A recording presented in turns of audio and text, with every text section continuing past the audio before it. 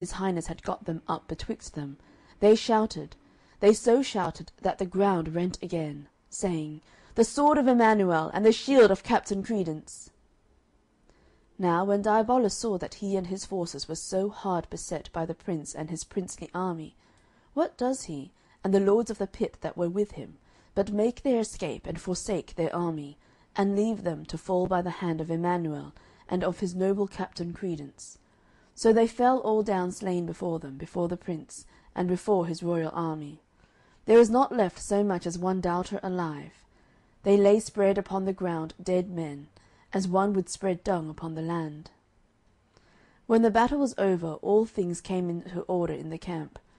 Then the captains and elders of Mansoul came together to salute Emmanuel, while without the corporation. So they saluted him and welcomed him, and that with 1,000 welcomes, for that he was come to the borders of Mansoul again.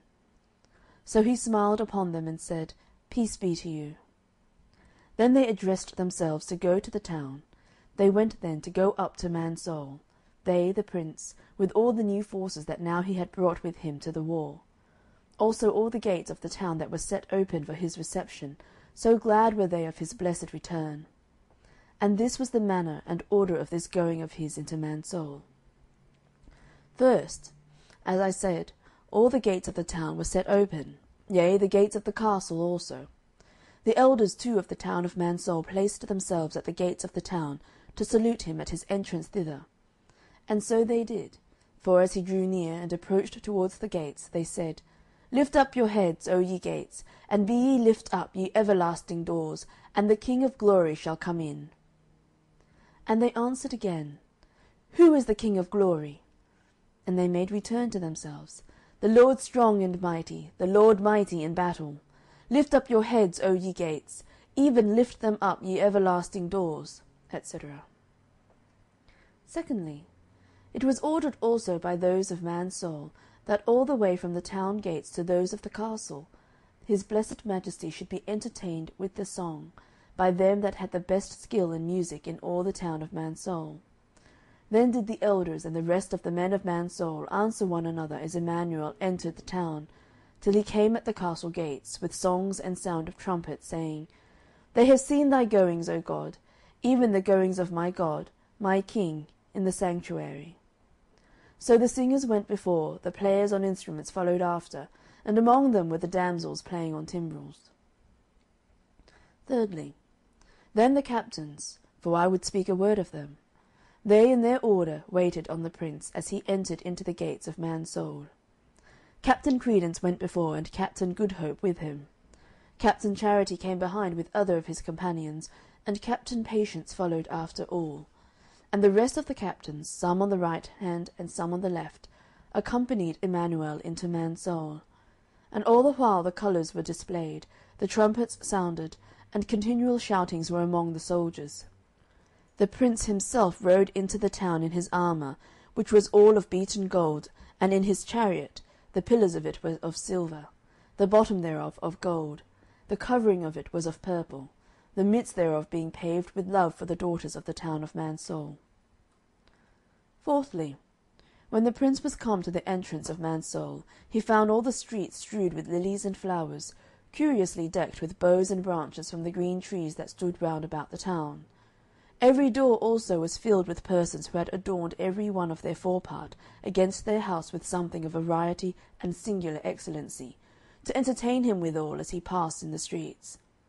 They also themselves, as Emmanuel passed by, did welcome him with shouts and acclamations of joy, saying, Blessed be the Prince that cometh in the name of his Father Shaddai.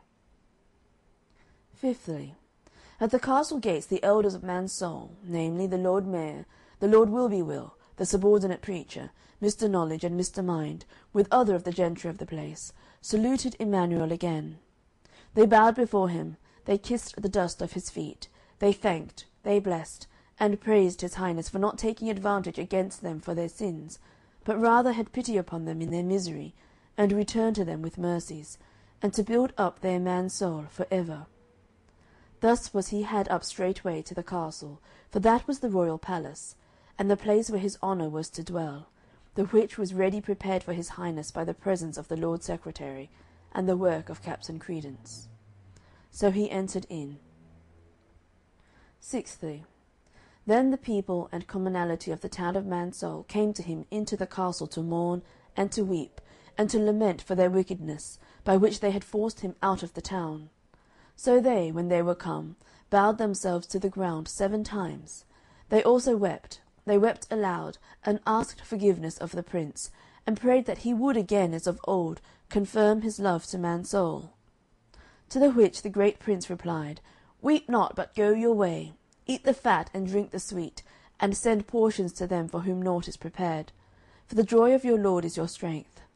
I am returned to Mansoul with mercies, and my name shall be set up, exalted, and magnified by it.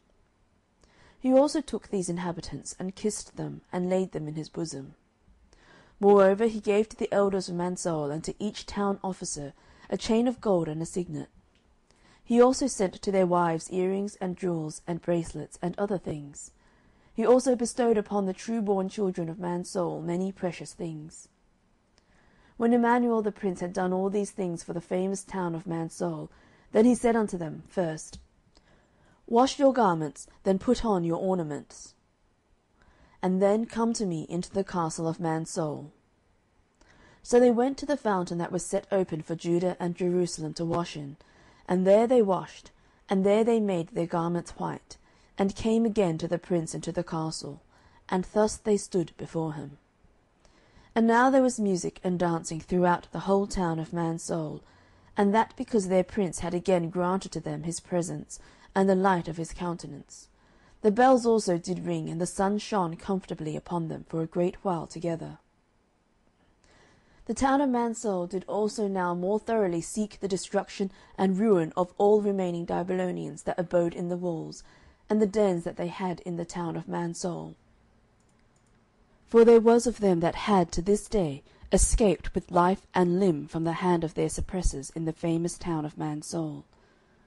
But my lord Wilbewill was a greater terror to them now than ever he had been before, forasmuch as his heart was yet more fully bent to seek, contrive, and pursue them to the death. He pursued them night and day, and did put them now to sore distress, as will afterwards appear.